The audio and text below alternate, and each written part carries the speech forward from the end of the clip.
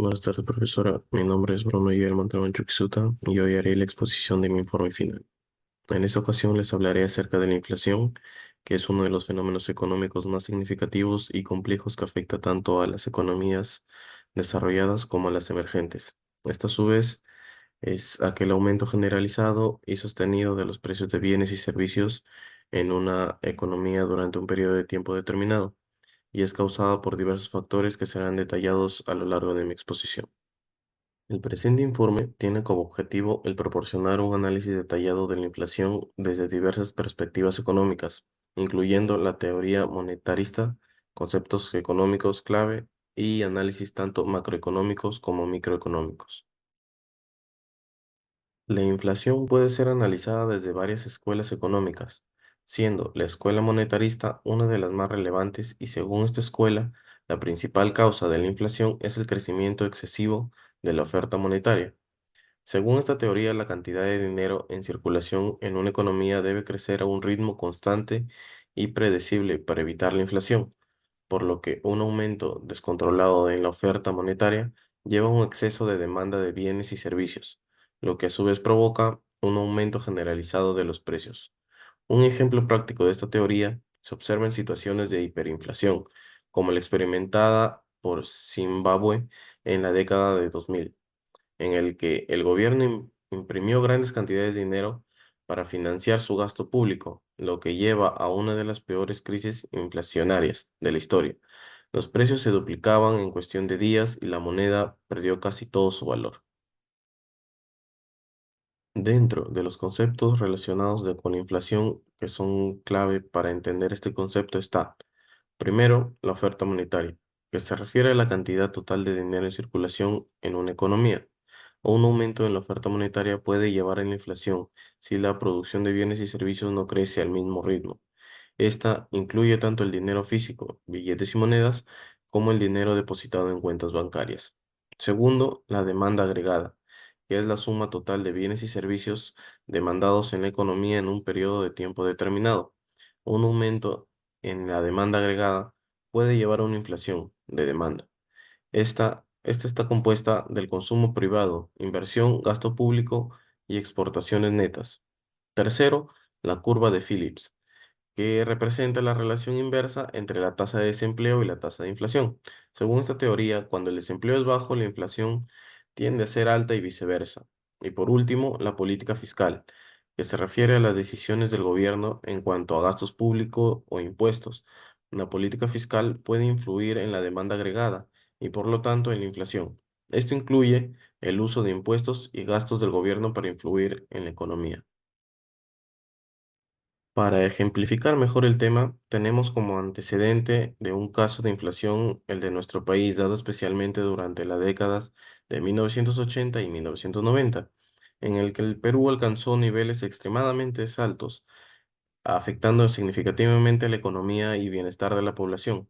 Uno de los periodos más críticos fue durante el gobierno de Alan García, en 1985 a 1990, donde la inflación anual llegó a superar el 7000% en 1990, llevando al país a una situación de hiperinflación.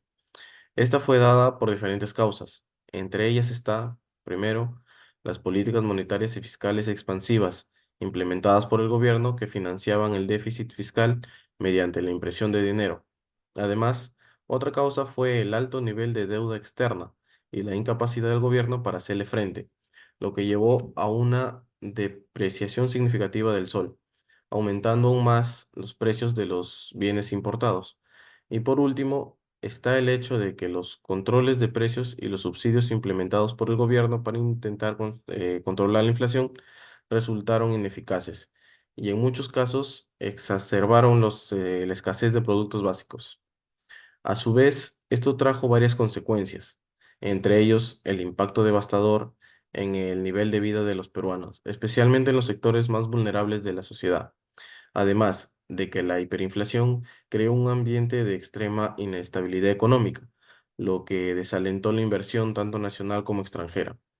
Y por último, la hiperinflación de reformas estructurales que incluían la liberación de la economía, la reducción del déficit fiscal y la estabilización de la moneda mediante políticas monetarias más estrictas. Desde una perspectiva macroeconómica, la inflación afecta a toda la economía y puede tener varias causas y efectos significativos en la estabilidad económica y el bienestar de la población. Sus causas incluyen la inflación de demanda, que ocurre cuando la demanda agregada en una economía supera la oferta agregada. Esto puede ser resultado de un aumento en el gasto de los consumidores, inversiones, gasto público o exportaciones netas. Además, encontramos en la inflación de costos, que ocurre cuando los costos de producción de bienes y servicios aumentan, lo que lleva a un aumento en los precios. Y por último, está la inflación monetaria, que ocurre cuando hay un aumento excesivo en la oferta monetaria, y esta a su vez es considerada una de las causas más directas de la inflación. Y dentro de sus efectos se resalta la reducción en el poder adquisitivo de los consumidores, ya que necesitan más dinero para comprar los mismos bienes y servicios. Además, que la inflación puede afectar la balanza de pagos, al hacer que los productos nacionales sean menos competitivos en el mercado internacional. Y por último, a causa de la inflación, los bancos centrales pueden aumentar las tasas de interés para controlar la inflación, lo que pueden desalentar la inversión y el consumo. Desde una perspectiva microeconómica, la inflación afecta a los consumidores y las empresas de diversas maneras. Dentro de los efectos de los consumidores encontramos, primero, que la inflación puede afectar las decisiones de consumo al reducir el poder adquisitivo de los consumidores, lo que puede llevar a un cambio en los patrones de consumo.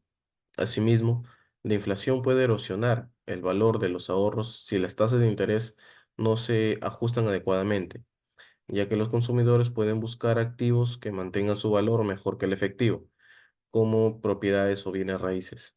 Y dentro de los efectos en las empresas, se resalta el aumento en los costos de producción que pueden enfrentar debido a la inflación de costos. Esto incluye un aumento en los salarios, el precio de las materias primas y otros insumos. Asimismo, las empresas pueden trasladar los aumentos de costos a los consumidores aumentando los precios de venta.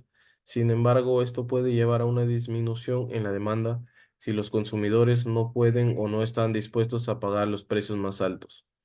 Por último, la inflación puede dificultar la planificación e inversión a largo plazo debido a la incertidumbre en los costos futuros. El análisis macroeconómico y microeconómico de la inflación está interrelacionado y se influencian mutuamente. A nivel macroeconómico, las políticas monetarias y fiscales que influyen en la inflación afectan directamente a los precios, los salarios y el poder adquisitivo a nivel microeconómico. Al mismo tiempo, las decisiones y comportamientos de los consumidores y las empresas a nivel microeconómico pueden influir en la demanda agregada y por lo tanto en la inflación a nivel macroeconómico. A manera de conclusión, se resalta que la inflación es un fenómeno complejo que puede ser analizado desde múltiples perspectivas económicas. La teoría monetarista proporciona una explicación clara de cómo el aumento en la oferta monetaria puede llevar a la inflación y conceptos claves como la oferta monetaria, la demanda agregada, la curva de Phillips y la política fiscal son fundamentales para entender cómo funciona la inflación.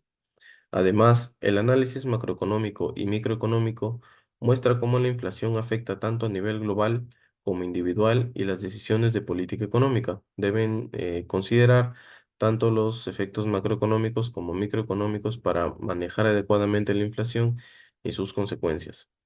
Y por último, para abordar la inflación de manera efectiva, es crucial una combinación de políticas monetarias y fiscales adecuadas. Asimismo, controlar la oferta de dinero, manejar la demanda agregada y mantener un equilibrio entre el desempleo e inflación son pasos esenciales para poder mantener la estabilidad económica. Muchas gracias.